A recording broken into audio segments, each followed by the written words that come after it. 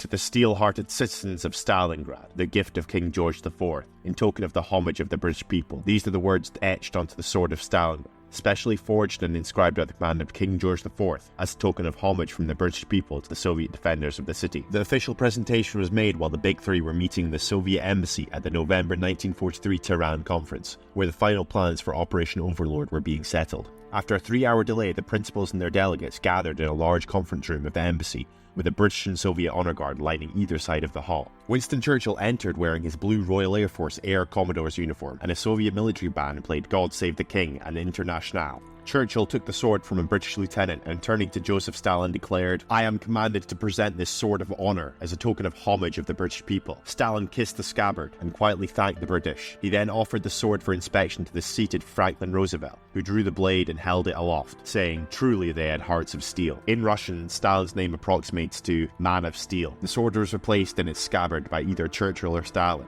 At the end of the ceremony, Stalin unexpectedly handed it off to one of his oldest and most loyal comrades, Marshal Kilmer Vorshulov. He seemed to have been taken by surprise and took it in the wrong way up, so that the sword slipped out and fell. Observers differ for whether it struck his foot, clattered onto the floor, or was caught in time to be returned to its scabbard with a deft move. The sword is a double-edged, two-handed longsword, approximately 4 feet long, with a solid silver crossguard. The hand grip is bound in an 18-karat gold wire and has a pommel of wrought crystal with a gold rose of England.